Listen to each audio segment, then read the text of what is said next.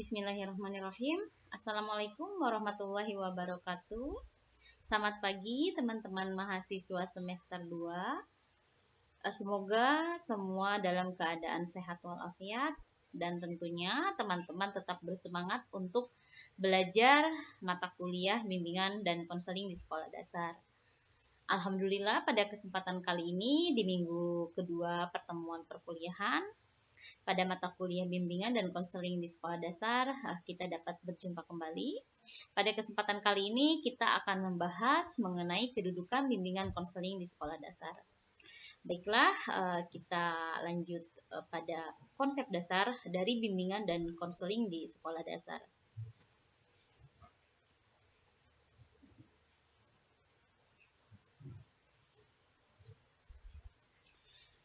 Teman-teman, untuk bimbingan dan konseling artinya itu adalah kalimat yang mengandung dua kata, yaitu bimbingan dan konseling.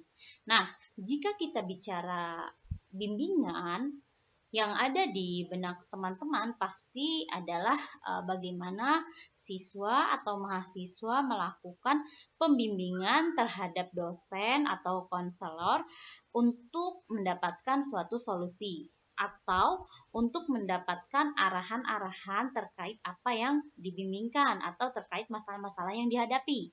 Lalu jika bicara konseling, artinya di sana ada peran konselor atau pembimbing untuk membantu bagaimana mengatasi masalah yang dihadapi oleh siswa atau mahasiswa. Nah, di sini untuk konsep dasar dari bimbingan dan konseling, ketika memang kita satukan maknanya, artinya di sini adalah serangkaian proses membantu siswa atas permasalahan yang dihadapinya untuk mencapai tugas-tugas perkembangannya secara optimal dan siswa dapat mengaktualisasi potensi diri secara positif. Nah, ini sudah merupakan konsep dasar dari dua kata tadi yang disatukan dalam satu kalimat, yaitu bimbingan konseling. Jadi ada proses yang dilakukan, yaitu proses bimbingan seorang peserta didik atau individu terhadap konselor atau pembimbing, begitu ya. Jika bicara pembimbing di sini bisa bicara seorang guru BK atau bisa juga guru wali kelas atau bisa juga dosen pembimbing, begitu ya. Nah, selanjutnya di sini kita bicara kedudukan bimbingan konseling di sekolah dasar. Kenapa kita perlu bicara bimbingan konseling di sekolah dasar? Karena pasti kalau bicara bimbingan konseling, bayangan teman-teman itu pasti akan terbayang di benaknya itu adalah kegiatan atau yang biasanya ada guru BK di SMP atau SMA.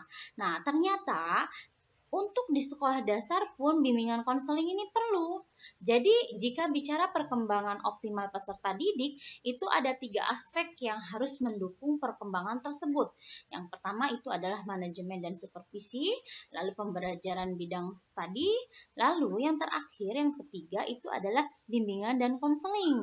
Artinya antara manajemen dan supervisi, lalu proses pembelajaran dan bimbingan konseling itu saling terkait untuk menghasilkan perkembangan yang optimal terhadap peserta didik. Nah, di SD tentunya perlu, apalagi untuk sekolah dasar yang memang itu merupakan awal sebagai jembatan untuk menuju akan menjadi apa siswa kita, akan menjadi apa peserta didik.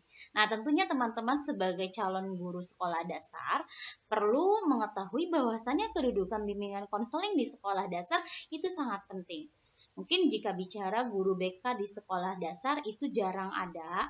Nah, ketika teman-teman menjadi wali kelas di sekolah dasar, artinya teman-teman juga harus berperan sebagai guru bimbingan konseling untuk siswa-siswanya. Selanjutnya, apa sih tujuan dari adanya guru BK atau apa sih tujuan dari perlunya bimbingan dan konseling? Nah, tentunya ya di sini ini sudah sangat jelas ya. untuk membantu peserta didik agar memiliki kemampuan menginternalisasikan nilai-nilai yang terkandung dalam tugas-tugas perkembangannya yang harus dikuasainya. Jadi, terkadang siswa itu tidak tahu apa sih yang harus dikembangkan dalam dirinya, apa sih potensi dari dirinya. Nah, di sini perlu perannya seorang guru bimbingan konseling atau seorang konselor atau guru yang berperan sebagai guru bimbingan konseling.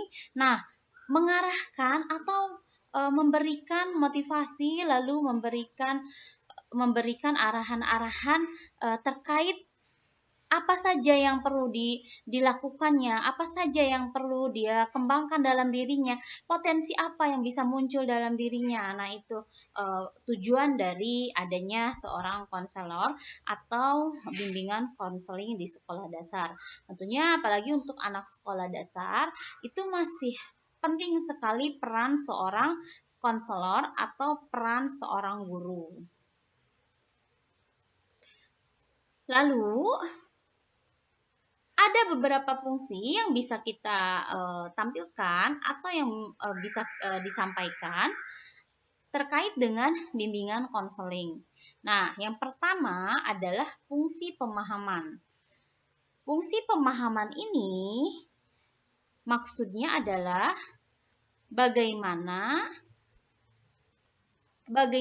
seorang konselor atau pembimbing membantu peserta didik memberikan pemahaman terhadap potensinya.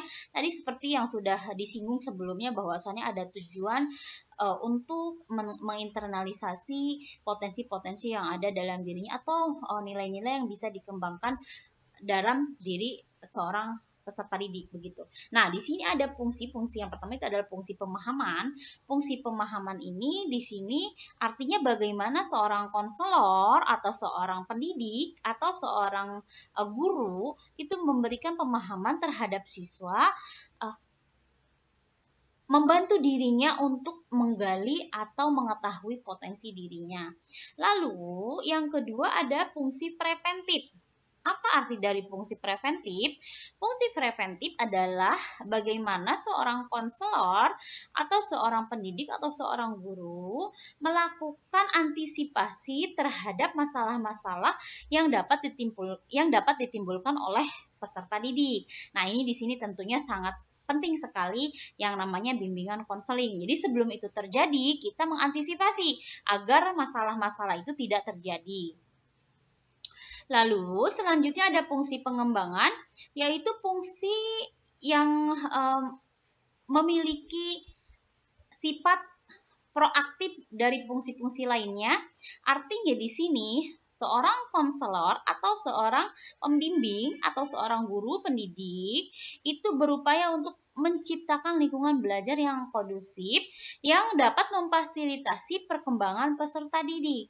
Nah, perlu sekali memang di sekolah SD, mungkin untuk kedepannya ini juga bisa menjadi pertimbangan bagi pemerintah maupun sekolah-sekolah swasta untuk mengadakan atau menyediakan seorang konselor atau seorang guru BK begitu. Karena yang Ibu ketahui memang mayoritas atau kebanyakan itu adanya di SMP atau di SMA.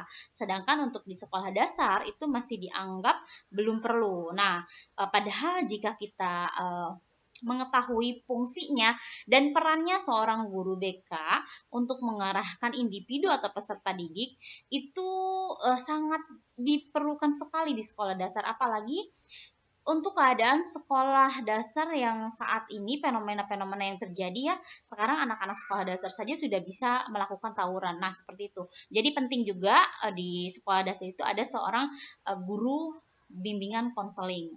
Nah, tadi ya setelah fungsi pengembangan ada fungsi penyembuhan atau kuratif. Jadi ketika memang masalah itu sudah terjadi, tadi kan ada preventif. Kalau preventif itu artinya mengantisipasi agar tidak terjadi. Tapi ketika memang sudah terjadi, itu ada fungsi kuratif. Jadi bagaimana melakukan penyembuhan atau melakukan seperti apa ya, kalau untuk anak yang memang itu sudah terlanjur, contoh ada anak kelas 5 atau kelas 6 itu sudah merokok begitu ya, di SD juga sudah pernah terjadi dan sudah ada kejadian seperti itu. Nah, artinya di sini bagaimana seorang konselor atau seorang pendidik atau seorang guru memberikan arahan-arahan atau memberikan motivasi, nasihat agar si anak ini paham arti dari kerugian-kerugian yang dapat ditimbulkan ketika dia merokok begitu. Nah, itu ya di situ jadi ada bagaimana fungsi dari bimbingan konseling ini bersifat kuratif. Nah, lalu yang selanjutnya ada penyaluran. Nah, di sini maksudnya penyaluran adalah bagaimana fungsi bimbingan dalam membantu peserta didik memilih kegiatan ekstrakurikuler atau memilih peminatan sesuai dengan potensinya atau bakatnya atau keahliannya, dilihat dari ciri-ciri kepribadiannya begitu, atau dilihat dari karakteristiknya. Lalu selanjutnya di sini ada fungsi adaptasi. Nah, fungsi adaptasi ini artinya bagaimana seorang guru bimbingan konseling atau guru BK memberikan pemahaman atau pengetahuan terhadap guru yang lain seperti guru kelas begitu atau pada kepala sekolah, membantu untuk memperlakukan peserta didik secara tepat, baik dalam memilih dan menyusun materi, lalu menyusun untuk pemilihan metode yang tepat dan untuk proses pembelajarannya seperti apa. Nah, tentunya di sini kita melihat bagaimana peran seorang guru bimbingan konseling, seorang guru BK itu seharusnya berfungsi dengan sangat baik di sekolah, dan tentunya ini sangat penting juga untuk di sekolah dasar. Nah, tapi bagaimana di lapangan tentunya itu juga perlu dilakukan evaluasi kembali dan perlu dilihat kembali perannya guru BK itu apakah sampai ke sini begitu ya. Lalu selanjutnya di sini ada fungsi penyesuaian. Untuk fungsi penyesuaian itu bagaimana fungsi dari bimbingan ini dapat membantu peserta didik agar dapat menyesuaikan diri dengan lingkungannya secara dinamis dan konstruktif. Nah, di sini juga kita dapat melihat bagaimana peran atau fungsi guru bimbingan konseling untuk peserta didik ya. Jadi selain tadi sebelumnya untuk guru dan kepala sekolah atau untuk guru kelas yang menjadi wali kelas. Jadi guru BK ini juga mempunyai peran bagaimana memberikan pemahaman dan pengetahuan terkait siswa, karakteristik siswa. Jadi dalam pemilihan bahan ajar, metode pembelajarannya, lalu terhadap proses pembelajarannya. Nah, itu penting sekali. Artinya itu kan dapat membentuk seorang peserta didik begitu. Dan peran dari guru BK ini atau guru bimbingan konseling itu cukup signifikan atau cukup menggambarkan bahwasannya guru bimbingan konseling ini sangat dibutuhkan begitu. Dan sangat berperan penting untuk proses pendidikan atau pendidikan yang lebih baik begitu. Baik, itu fungsi dari bimbingan konseling, dan ini tentunya fungsi dari bimbingan konseling yang bisa dikatakan fungsi bimbingan konseling secara umum, tapi ini juga merupakan fungsi bimbingan konseling di sekolah dasar. Selanjutnya, teman-teman, di sini ada prinsip dari bimbingan konseling. Nah, untuk prinsip bimbingan konseling yang pertama itu ada bimbingan dan konseling diperuntukkan bagi semua individu. Artinya di sini kita jangan memilih-milih atau jangan pilih kasih. Jadi semuanya perlu mendapatkan perlakuan yang sama. Jadi semua siswa itu memiliki kesempatan atau memiliki hak untuk mendapatkan bimbingan dan konseling dari seorang konselor yang memang disediakan di sekolah tersebut, atau ketika memang belum ada guru BK secara terpisah, di sini juga peran guru kelas atau wali kelas itu berperan merangkap sebagai guru BK juga. Nah, di sini jangan berpikir atau teman-teman jangan berpikir bahwasannya yang memang memerlukan bimbingan konseling itu hanya anak-anak yang bermasalah. Ya. Jadi di sini semua siswa mendapatkan hak dan kesempatan yang sama untuk melakukan bimbingan dan konseling pada seorang konselor ataupun pada guru kelas ketika memang di sekolah tersebut itu belum ada guru konseling secara terpisah. Lalu selanjutnya di sini ada bimbingan dan konseling sebagai proses individuasi. Artinya apa? Bimbingan dan konseling sebagai proses individuasi artinya di sini setiap peserta didik itu unik. Jadi berbeda satu sama lainnya. Tentunya di sini ada Mei yang mempunyai karakter yang lembut. Lalu ada Gea yang mungkin karakternya lebih tegas. Nah, di sini setiap siswa juga memiliki perbedaan masing-masing dan teman-teman juga sudah mengenal apa yang dinamakan dengan multiple intelligence. Nah, di sana bagaimana seorang guru BK mengarahkan agar siswa ini memang berkembang sesuai dengan potensinya dan berkembangnya secara optimal. Nah, di sini ya, jadi meskipun proses bimbingan itu atau pelayanan bimbingan dilakukan secara kelompok, tetap untuk sasarannya itu adalah individu. Jadi bagaimana melihat kelebihan dari seorang individu. Lalu selanjutnya ada bimbingan menekankan hal yang positif. Jadi tadi seperti yang sebelumnya Ibu sampaikan, bahwasannya dalam kegiatan bimbingan konseling itu bukan sasarannya pada anak yang bermasalah saja, tapi bisa juga diarahkan pada hal-hal yang positif yang memang itu lebih baik ketika kita melakukan preventif.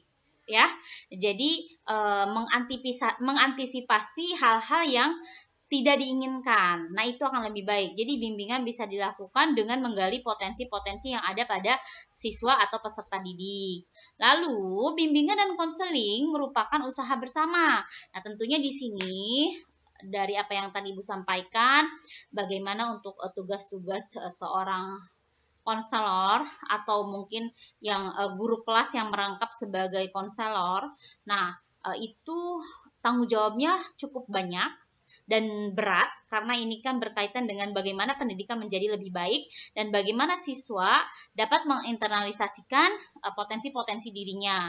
Nah, di sini tentunya ada peran yang lain, peran dari orang tua, peran dari kepala sekolah, peran dari masyarakat, peran dari guru-guru ya. Jadi ini merupakan teamwork atau bekerja sama. Jadi jangan berpikir bahwasannya dalam mewujudkan pendidikan yang lebih baik itu adalah peran dari seorang guru bimbingan konseling, tapi merupakan tugas bersama yang menjadi masyarakat belajar ya, seperti masyarakat yang ada di sekolah dan tentunya orang tua pun berperan penting, lalu masyarakat yang ada di lingkungannya. Selanjutnya, untuk pengambilan keputusan merupakan hal yang esensial dalam bimbingan dan konseling. Nah, di sini dari proses bimbingan, seorang pembimbing atau konselor mengarahkan untuk membantu peserta didik agar dapat melakukan pilihan dan mengambil keputusan yang tepat. Jadi terkait apa tadi yang jika memang potensi-potensi yang belum muncul, nah itu bisa dimunculkan dengan mempertimbangkan hal-hal positif. Nah, ketika memang ada siswa yang bermasalah, itu juga harus diberikan gambaran-gambaran positif dan negatifnya agar siswa itu dapat mengambil keputusan yang tepat dan memang itu harus dilakukan dalam hidupnya begitu. Karena berkaitan apa yang terjadi di sekolah itu tentunya kan berkaitan dengan individu, masalah yang dihadapi oleh individu. Tentunya itu juga akan terbawa dalam kehidupannya. Jadi bukan hanya terjadi di sekolah. Jadi harus mengambil keputusan yang tepat untuk bagaimana nanti ke depannya. Lalu selanjutnya di sini bimbingan dan konseling berlangsung dalam berbagai setting atau adegan kehidupan.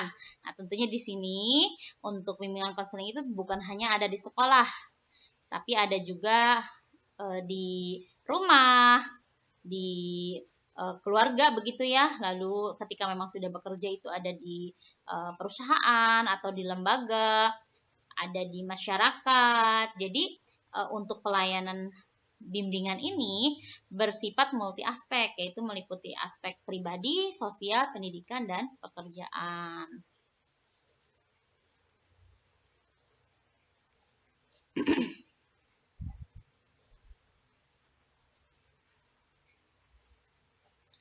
Nah, teman-teman, untuk selanjutnya itu ada asas dari bimbingan konseling.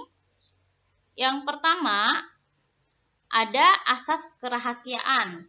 Artinya, seorang pembimbing atau seorang konselor itu jangan sampai membocorkan atau menyampaikan rahasia individu, rahasia peserta didik yang disampaikan kepadanya, disebarluaskan kepada orang lain. Itu tidak boleh. Jadi artinya di sini ketika memang ada masalah-masalah yang itu tidak boleh diketahui secara umum, seorang guru bimbingan konseling atau guru BK itu harus merahasiakan atau menyimpan masalah tersebut dan memberikan solusi terhadap si terbimbing atau peserta didik yang memang melakukan curhat tadi ya, menyampaikan masalahnya begitu.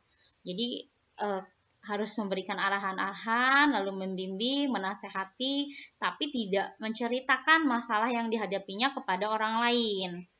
Lalu tadi dari asas kerahasiaan itu artinya di sini ketika ini di sekolah dasar ada seorang siswa yang bermasalah begitu ya, cerita pada guru bimbingan konselingnya atau pada guru kelasnya, itu jangan sampai guru kelas ini menceritakan kembali kepada teman-temannya yang lain. Karena apalagi seperti anak-anak itu bisa saja menjadi bahan bulian ya. Itu juga menjadi pertimbangan yang sangat urgent ketika memang guru mendapatkan atau mengetahui masalah yang dihadapi oleh satu orang anak atau peserta didik atau satu kasus begitu ya. Jadi jangan sampai menceritakan kasus tersebut pada orang lain. Lalu selanjutnya ada asas kesukarelaan. Jadi untuk asas kesukarelaan ini guru pembimbing atau seorang konselor berkewajiban membina dan mengembangkan kesukarelaan tersebut. Artinya di sini jangan terpaksa begitu atau ada rasa suka dan tidak suka. Jadi harus ikhlas begitu ketika memang ada siswa yang bermasalah atau ada mengeluhkan, ada mengadukan masalahnya.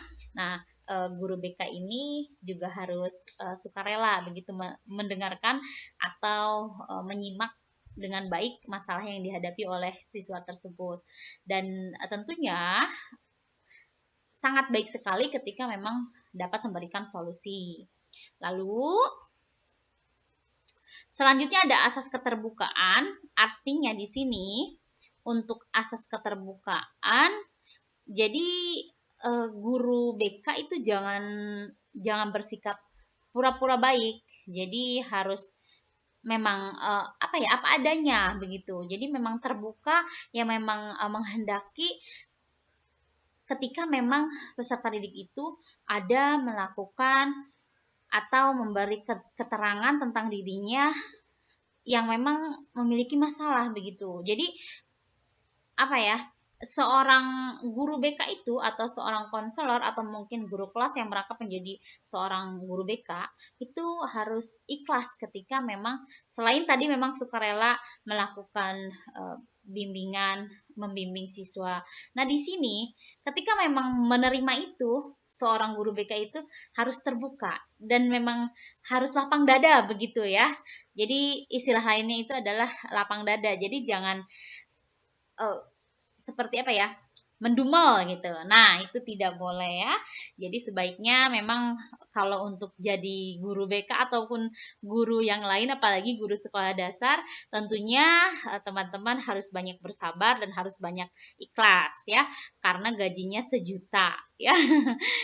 Senyum, jujur, dan takwa. Alhamdulillah ya. Lalu selanjutnya ada asas kegiatan.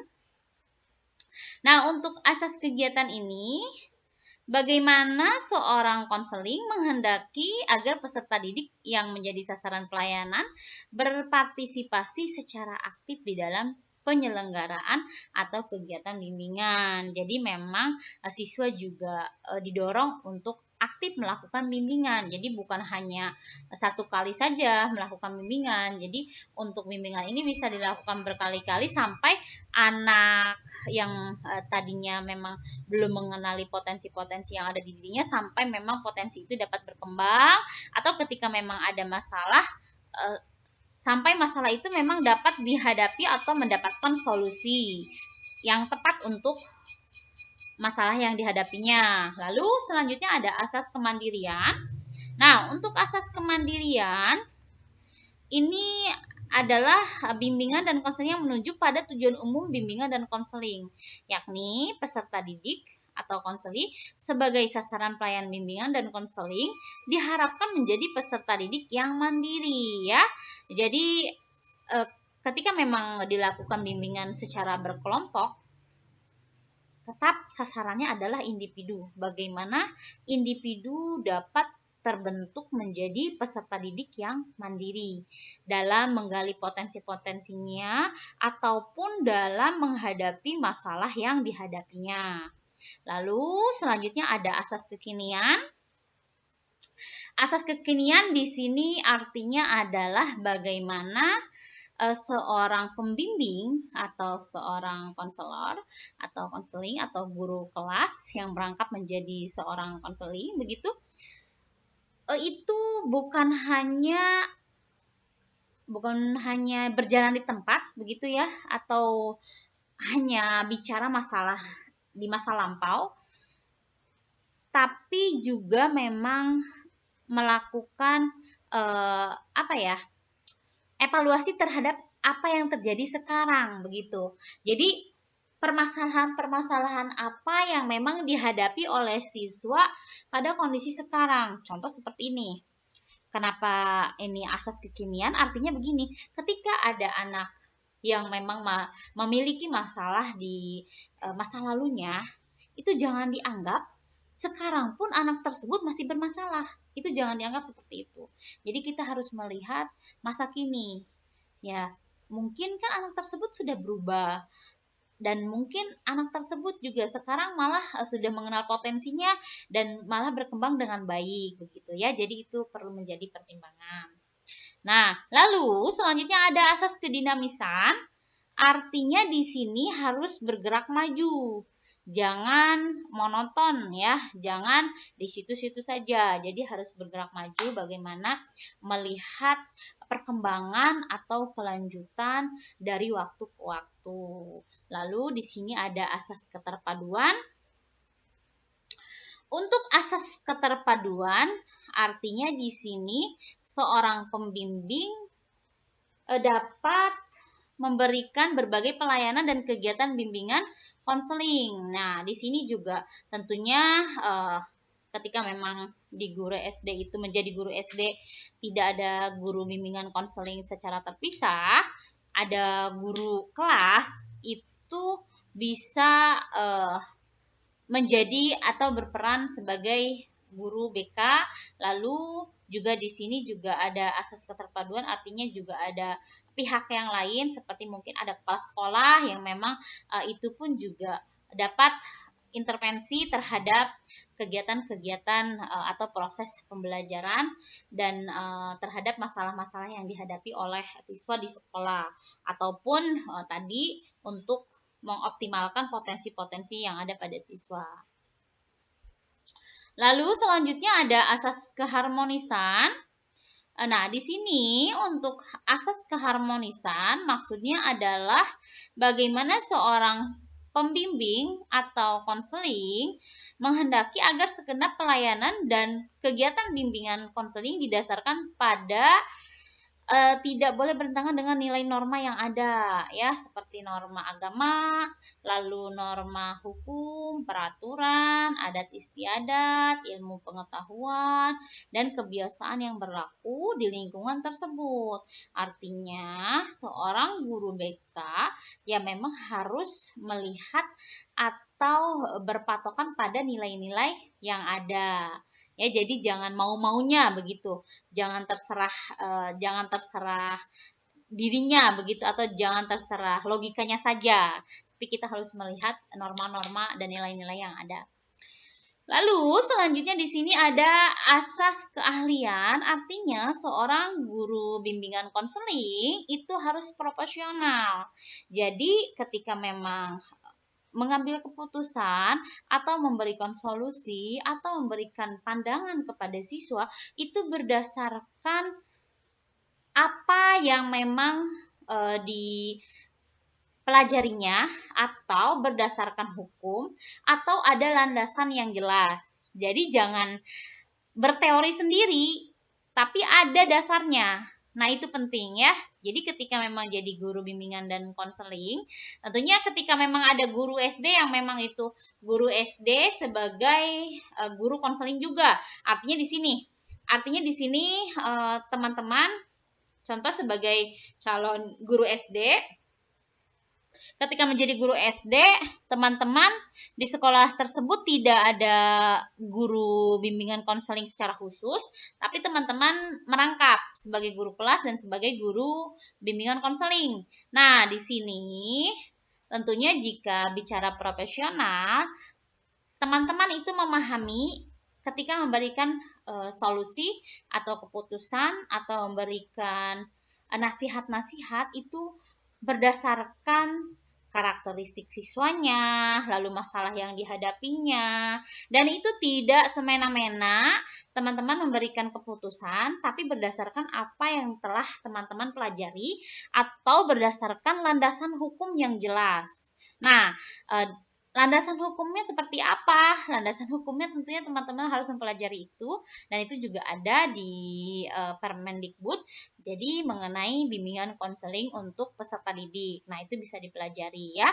Jadi bukan hanya istilahnya bagaimana seorang guru bimbingan konseling memberikan keputusan berdasarkan logikanya. Tidak bisa seperti itu, tapi berdasarkan pengalaman, pengetahuan, berdasarkan landasan yang jelas, ada landasan yuridis ya, ada landasan filosofisnya. Jadi memang harus jelas begitu. Lalu yang terakhir adalah asas alih tangan kasus. Artinya di sini ketika seorang guru BK atau seorang guru kelas yang merangkap menjadi konseling tidak dapat mengatasi kasus atau masalah yang dihadapi oleh siswa, di sini seorang guru BK atau seorang guru kelas yang merangkap menjadi guru BK itu dapat mengalihkan masalah tersebut pada orang tua atau pada guru lain atau pada kepala sekolah atau bisa jadi pada seorang psikologi. Nah, ya. Jadi di sini ada alih tangan kasus. Jadi ketika memang tidak dapat dihadapi oleh seorang guru BK, itu bisa dialih tangan kasus pada yang memang itu lebih expert atau lebih tepat ya. Jadi nanti penanganannya memang mendapatkan solusi gitu. Lalu teman-teman, selanjutnya ada jenis layanan. Nah, di sini jenis layanannya itu ada 4.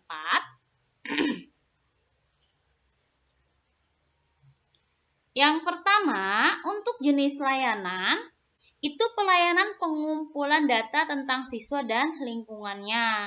Nah, di sini untuk guru BK dapat melakukan teknik non-tes seperti observasi, lalu angket, wawancara, atau sosiometri dan sebagainya. Jadi supaya mengetahui bagaimana lingkungan siswa ini, lalu karakteristiknya, lalu untuk keadaan sehari-harinya seperti apa. Tadi kan bicara lingkungan ya.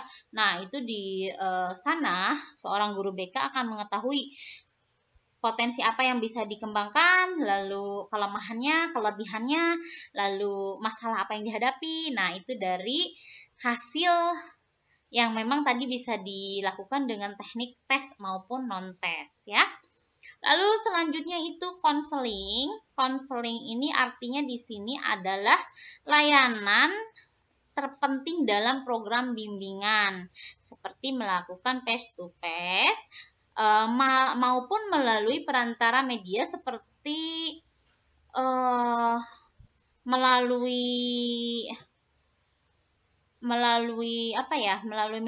media sosial begitu, atau melalui ini juga seperti bentuknya itu seperti tes kepribadian ya. Jadi supaya dari tes kepribadian itu kita mengetahui pemahaman dan kemampuan yang dapat mengembangkan dirinya, lalu juga bagaimana menanggulangi kesulitan yang dihadapi, baik menyangkut aspek pribadi, sosial, belajar maupun aktivitasnya begitu. Nah, itu juga bisa melakukan seperti kalau dalam pekerjaan itu ada ya tes psikologi, mungkin itu juga bisa dilakukan untuk siswa, dan itu bisa dilakukan oleh seorang psikologi dan hasilnya itu bisa menjadikan bahan untuk konseling begitu. Lalu yang selanjutnya adalah penyajian informasi dan penempatan. Nah, di sini untuk penyajian informasi dalam arti menyajikan keterangan atau informasi tentang berbagai aspek kehidupan yang diperlukan individu, seperti menyangkut aspek tadi karakteristik dan tugas-tugas perkembangan pribadi, lalu seperti sekolah lanjutannya bagaimana, lalu kiat belajar yang efektif, lalu penyajian informasi ketika melakukan hal-hal yang tidak diinginkan seperti bahaya merokok, bahaya miras, bahaya obat-obat terlarang, lalu bagaimana pentingnya menyesuaikan diri dengan norma agama dan nilai-nilai moral yang ada. Nah, itu merupakan penyajian dari informasi. Nah, selanjutnya ada penilaian dan penelitian. Untuk penilaian dan penelitian dari bimbingan yang memang dilakukan secara intensif, lalu diketahui adanya kekurangan, kelebihan, potensi, masalah. Nah, di sana kan ada evaluasi, ada proses evaluasi, ada penilaian. Nah, setelah dilakukan penilaian itu akan terlihat solusi apa yang dapat ditawarkan. Lalu ini bisa dikembangkan melalui kegiatan apa. Nah, itu juga merupakan penilaian, dan di sini penelitian artinya bagaimana seorang guru BK atau seorang guru kelas yang merangkap menjadi guru BK itu melakukan penelitian terhadap siswanya guna mencapai tujuan pendidikan yang lebih baik. Jadi untuk meningkatkan layanan terhadap siswa begitu ya. Baik. Setelah penilaian dan penelitian, selanjutnya, nah, terima kasih. Jadi, anak-anak akan tumbuh menjadi apa yang Anda percayai tentang mereka. Artinya, memang seorang dewasa atau seorang orang tua itu harus memiliki kepercayaan, dan tentunya juga sebagai seorang pendidik atau guru, kita juga harus memberikan kepercayaan kepada siswa bagaimana siswa dapat mengembangkan potensi-potensi yang ada dalam dirinya. Dengan diberikan kepercayaan, insya Allah anak dapat mencapai tujuan yang lebih baik dan anak juga akan lebih percaya diri ya. Selanjutnya untuk teman-teman mahasiswa ada tugas. Ini tugasnya. Nah, tugas mahasiswa, tuliskan masalah yang dapat ditemukan di sekolah dasar dan bagaimana solusinya. Jadi ketika teman-teman menemukan masalah, langkah yang terbaik adalah bagaimana teman-teman menawarkan solusi. Ya, terima kasih teman-teman untuk hari ini. Terima kasih untuk kerjasama teman-teman dalam kegiatan pembelajaran mata kuliah bimbingan konseling. Untuk pertemuan kali ini, itu yang dapat Ibu sampaikan. Terima kasih, kurang dan lebihnya mohon maaf. Wassalamualaikum warahmatullahi wabarakatuh. Sehat selalu dan tetap semangat.